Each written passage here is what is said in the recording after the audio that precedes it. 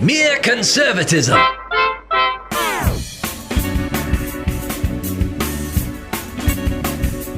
David Perry, and I'm Cleve Walker, and I say this probably almost every program of mere conservatism. We got too much to talk about. Seriously, I mean, there's so much that can happen every single day. Here's the thing. You just explained why we have too much to talk about, because the Democrats, because the election is where it is, they have literally said, okay, we're just going to throw everything at one time to, if we can budge the percentage points anyway. And this is what's happening. We're seeing this right now. They literally are throwing every possible thing they can. Yeah. And we're going to talk about a couple of those things. And things are trickling. You say they're throwing everything at the same time, which is true, but it's really trickles. It's lots and lots of different trickles. Yeah. The trickles have come closer together, though. As we they are, and this one of the latest things that they've done is such a petty, transparent attempt at an October surprise in September. Yes. That it's amazing to me. Well, we're going to talk about that too, and all of it to me. And I actually believe to others it is petty, but they have people on their side. It's red meat. These revelations, the new whistleblower, all this kind of stuff. And so, I mean, who knew that, Cleve, that there's an anonymous source that would confirm everything that Democrats want to believe about Donald Trump? Well, let's start with what I call self-inflicted kind of a wound by President Trump. Okay. Agreeing to an interview with Bob Woodward was not the wisest thing to do on any level. And now his book called Rage, it just happens to be coming out right about now. And there was audio recordings in this book, so it's not a matter of anonymous reporting. There's audio to back up the assertions that are being made. And at any rate, on Mornings with Maria, Marco Rubio was asked about the revelations of this book and the pushback that the Trump administration is receiving about how it handled the pandemic. And Rubio, who's no friend of Trump now, but he makes a good point about that. Do I prefer that the American people had been told the more fully, sort of the risks and the threat early on? Sure. I think there's always the risk, of course, that if he had done that in January or early February, I can guarantee you that we would have seen the same reaction that we got when he did the China travel ban, and that it would have been criticism. His point is, no matter what the president did at that point in time, the media and the Democrats would have made the opposite reaction. Yeah. So what's your thought on that? I mean, because the whole thing is that Trump admitted by audio, it was a serious thing. It's a virus. I mean, it's an airborne thing, and it's very serious. It's worse than the flu. But yet he said, I didn't want to play that up because I was afraid of causing a panic. What say you? There's so many. There are different ways to think about this. One is how it affects the election, how it affects his re-election chances, this kind of thing. How does it? One is so you want that one answer first. That right now. Yeah. I wonder if it really changes anything at all, because this is one of those things that I have to think people feel like they will either vote for him or not. There's so many people that on the coronavirus issue, they have either they've made their decision on Trump.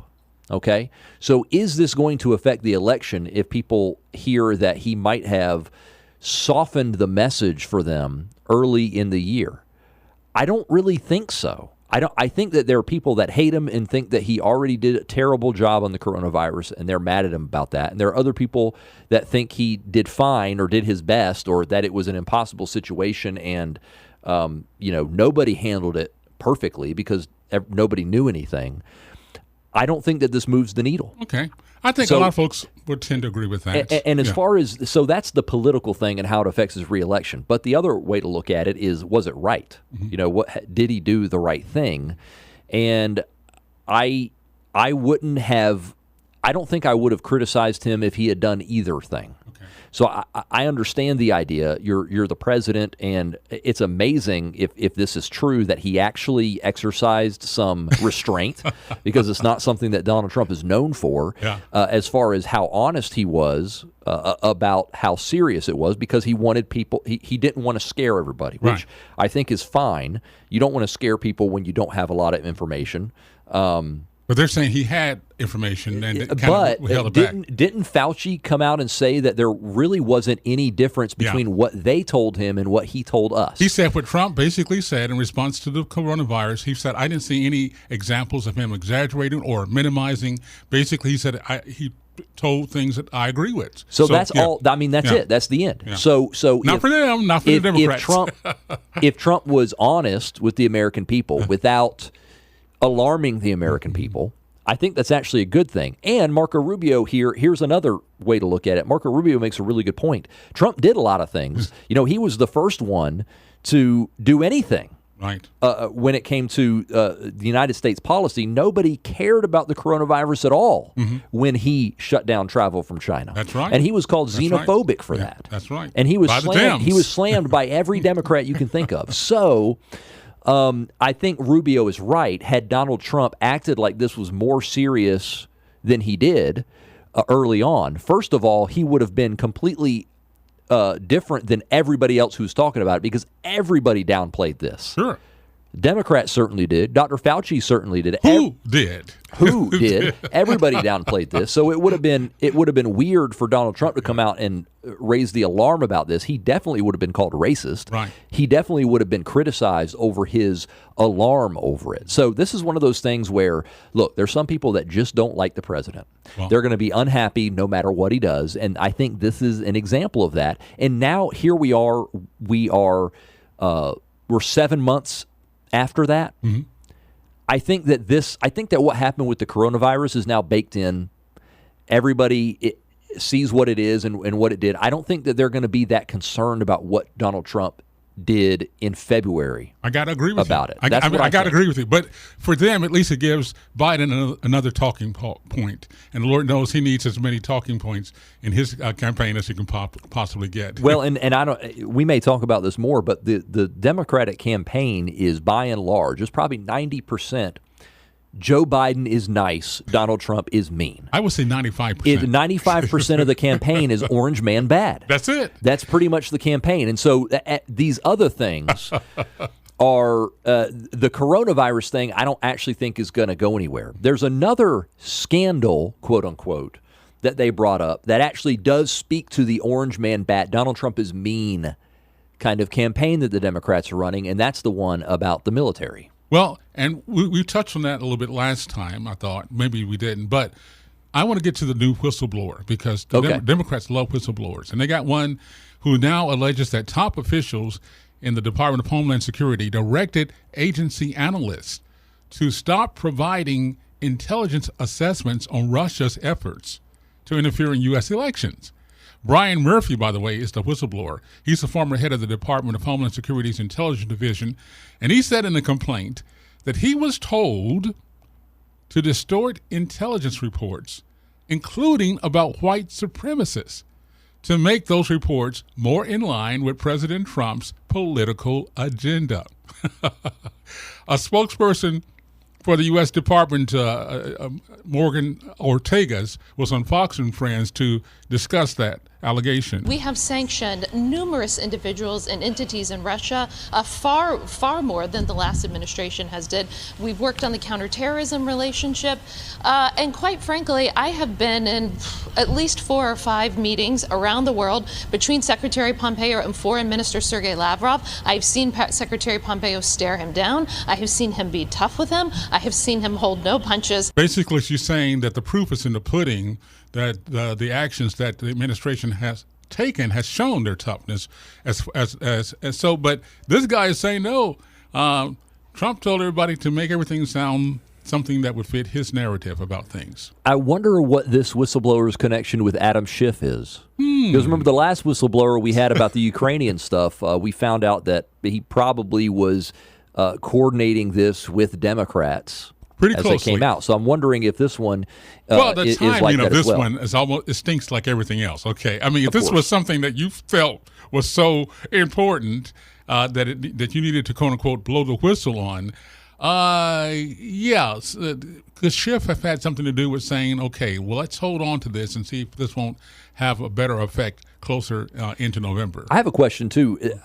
There's a lot I don't know about this. This is actually the first I'm hearing about this from you, and so I'm wondering. It says here that he says that he was told to distort intelligence reports, including about white supremacists and about Russia's interference. Where were those intelligence reports going? To Donald Trump, right? Is that where were these intelligence reports supposedly heading? In other words, that's a good point. Who is supposedly being misled here? Yeah. Was it Trump being misled? I'm a little confused about what the accusation is. I'm going to assume that these are reports going to maybe congressional committees or people that have any kind of oversight over these things, and they were supposedly, according to him, misrepresenting the situation in a way that would make Donald Trump look better politically. That's the only thing I can think of.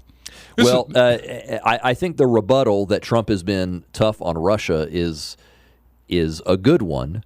That's one that I'm not sure. I don't know about this narrative. I'm just not sure if it reaches people's hearts and minds enough, or if this is actually a winning issue for Democrats because they have been successful. It doesn't. I mean, but it's one more thing. I'm telling you, when I said at the beginning, they're throwing literally everything to see what sticks, because at this point they got to have more.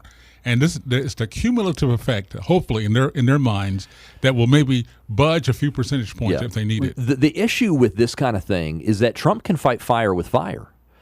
Biden has plenty of these types of issues himself. But the media won't touch it. That's the difference. The media is all over this, but the media won't touch any of the things that you're thinking about right now. And that's the huge difference. I think Trump can get the word out, though. Trump he's got the ability to do this. Yeah, and he does it. With the way he has used social media, the ways he's using advertisements. I think that he has the ability to do this. But see, this is a different tact than Orange Man Bad. This is Donald Trump is corrupt. Right. So this is a little bit different campaign for the Democrats than what their main thrust is. It's still Orange Man Bad, but Orange Man Bad is because he's corrupt. It's just a different not take because on he's it. mean, right, which is right. really, Personality. I mean, that's the contrast Democrats are really making, is that Joe Biden is nice and Donald Trump is mean, and that's the campaign. Speaking of Joe Biden and his campaign, he was in Michigan this past Wednesday, and he was actually talking about, of all things, police funding. In an interview with Fox Detroit affiliate WJBK while there, he said Trump is the one who wants to defund police. Police need more resources. They have to change their behavior. They got to clean up. You got to get the bad cops out. But they need more resources. The only person defunding the police is Donald Trump. He's refusing, unlike when we were in charge, when we had the Great Recession. I was in charge of the Recovery Act. We put over $140 billion in the states so they didn't have to lay off firefighters and police officers. So what he did then... Figure that out. So what he did then, he's saying, shows that we're the ones who want to see the police funded, and Trump is the one who's cutting back funds. You see how they are able to... It's amazing. I mean, it's almost like... What world are you living in? Well, and that is one, Cleve, that I cannot see anybody falling for. Well, now nobody on their side, yes. Again, their rabid base, literally, I'm telling you, David, I've talked to these people who are the core of their party. They believe what Biden just said. Yeah, but the core of their party doesn't even like that. The core of their party actually wants to defund police. Which is a big problem. So the only thing I can think that Joe Biden might be talking about, which is probably a dangerous game to try to figure out what he means, but he might be talking about the fact that Donald Trump is considering taking funding away from states and cities who are allowing rioting and stuff to happen. Like that has been something that's been discussed. So that would have been a better angle to take on that. Maybe Biden is referring to that, but that's not the point of Trump's proposed policy there. The point is fund your cops, take care of your city so that we don't have to. Yeah. The problem is the polls have shown that the Democrats and progressives' efforts to defund police is hurting Very them. unpopular. So therefore, Biden and the Democrats now have to say something to try to hold that off some. Pretty big lie. Yeah. a gigantic lie. Well, they've done that before, so that's not too far out of there. Joe Biden, he's all over the place. And the ads and things that Trump can run on Biden and the things that he says or tries to say, it's a gold mine. Oh, believe me, and Trump doesn't even have to do this. You're going to see some political PACs, conservative groups, and they're going to have a field day running a litany of Biden's statements then and statements now. Well, they need to start because we are. I know that the election is still a ways away, but some people are going to go ahead and start voting not too long from now. They're getting their absentee ballots and things like that. I mean, I think I get the feeling that Trump has yet begun to fight. We've seen polls narrow, and Trump is still behind, but he's within spitting distance of Joe Biden. But I get the feeling that he has not even started fighting yet. The problem with that is we're not seeing everything that's happening. I mean, I see the rallies that he's had recently, and I see other events going on again that the media doesn't touch or downplays. He's doing a lot more than I think what we're giving him credit for as far as trying to rally. And so I think that a lot of folks, myself included, have backed away from a lot of news coverage and have missed out on some of the things that a lot of the media is just not touching on. Yeah, I just feel like, think about the RNC week. The convention. Which was great. Which was awesome. It was great. The messaging was good. The production was good. We got to have 8 weeks like that. Okay, I got you. I mean, I really think so. I really think that Trump needs 8 weeks like he just had at the RNC leading up to this. And you're right. I'm in Georgia. You're in South Carolina. Maybe we're not being campaigned to as heavily as people in Michigan or in the so-called Wisconsin battleground states, or even North Carolina. Yeah. But I just feel like there's so much to get after Joe Biden on, and I've only seen just a little bit of it. Right. Good point. Well, I can't argue that with you. On the Ingraham angle on Fox News, the counselor to the president, Jay Sekulow, reacted to President Trump releasing his list of potential nominees to fill future Supreme Court vacancies. Here's Jay with his statement. It is an impressive list, and the idea is to have a variety of backgrounds. Not everybody that rises to the Supreme Court necessarily has to rise from the Court of Appeals. Elena Kagan's a perfect example of that. There are former Solicitor Generals on the president's list. And you got Ted Cruz. You got Tom Cotton on that list. Interesting. Josh Hawley of Missouri. Daniel Cameron, by the way, he was the Kentucky Attorney General who was on the Republican convention, did an excellent job. He's a black man. And it's I hate to say it like that because it sounds like you're checking a box, but my point is it's a point, in fact, again, of the true diversity of our party. And I just got to tell you, I'm excited about that list. I mean, I think it's actually good.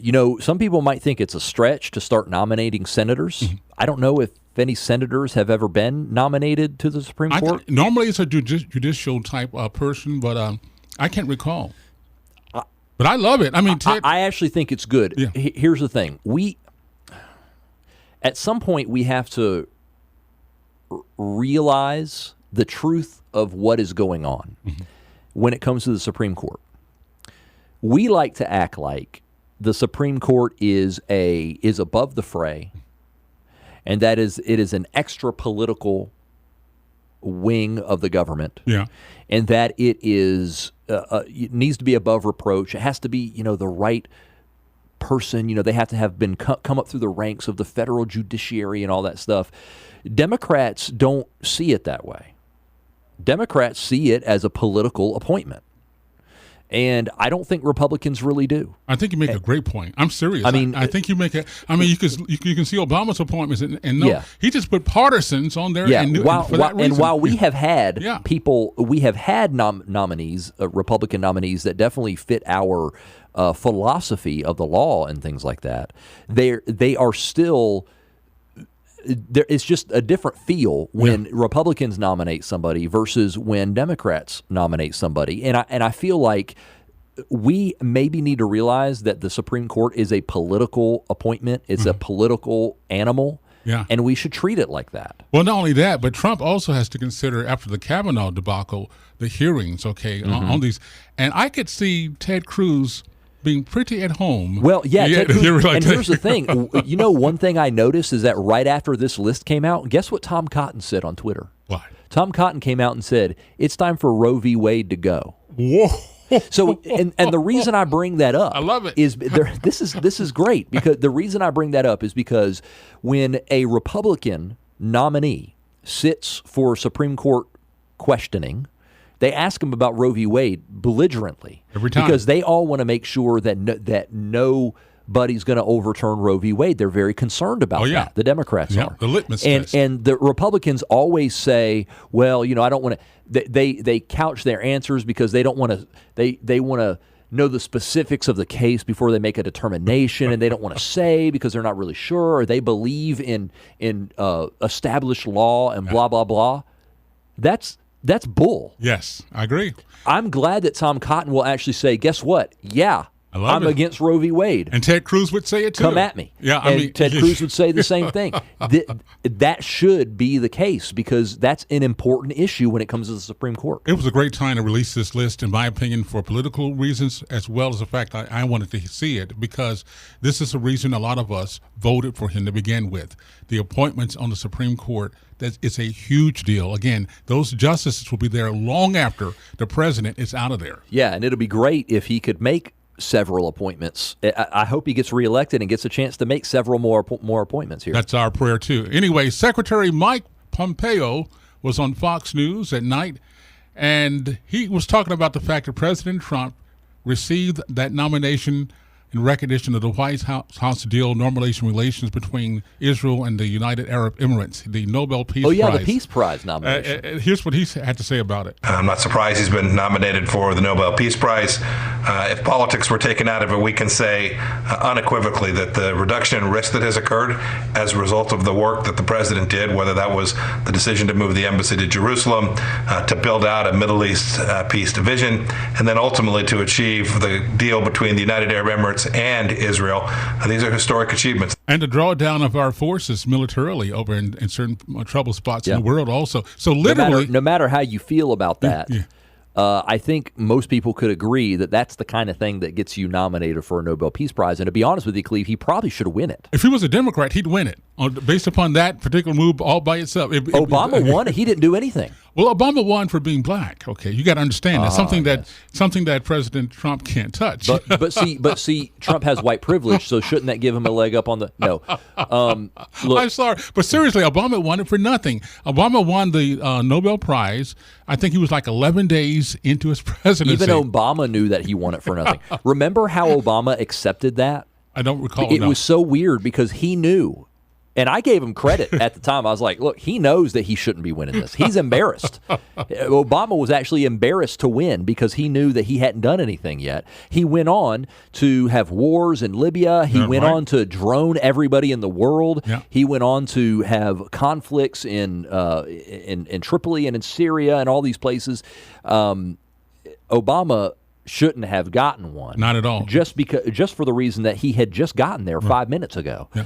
Trump has actually accomplished something, especially with this UAE thing. It's a huge deal. I mean, the media is not touching it. I mean, ABC, CNN, they barely report on that. And they would have been, I mean, if a Biden had done something like this during his administration, I mean, he would have been Nobel Peace Prize winner. It would have been all over the news.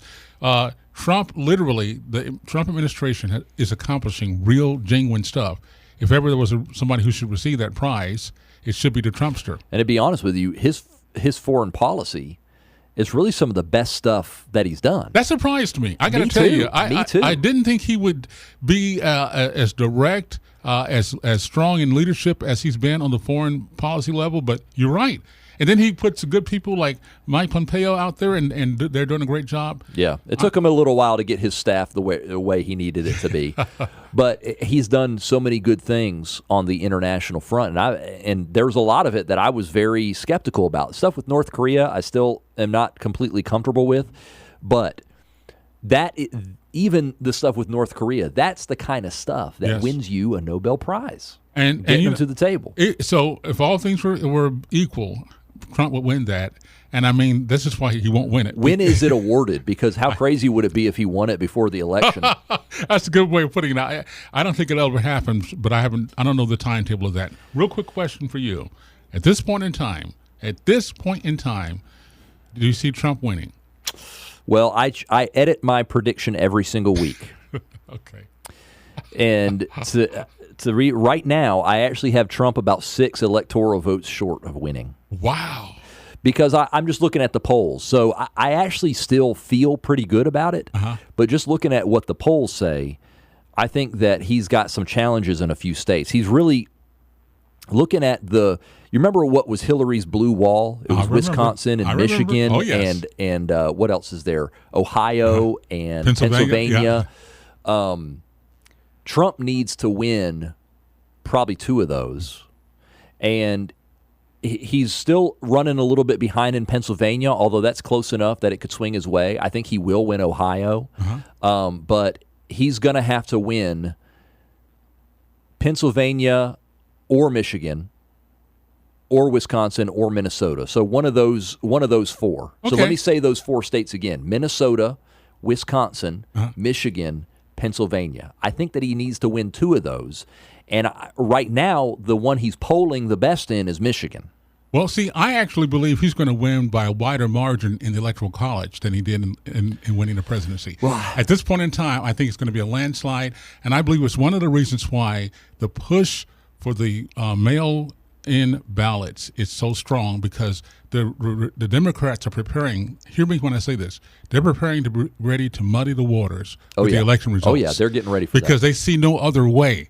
They see no other way to beat the Trumpster. Yeah, well, unfortunately, it looks like Trump might lose Arizona, and so that makes it even more important that he wins some of those northern Midwestern states, and it's going to be tough up there. You make a lot of sense, David, as usual. David Perry, and I'm Cleve Walker. This is Mere Conservatism. As always, this broadcast is available on demand. Yeah, it's on Apple Podcasts. Make sure you subscribe to it so it downloads to your phone every single week when it pops up. You can also visit our Facebook page and listen to the podcast there, or even on YouTube. Just search for Mircon Media. And you'll be blessed to see a great photo of a handsome black man and, well, a white guy on there too. Just icky white guy, yeah. For Mere Conservatism, listen, you guys have a great day.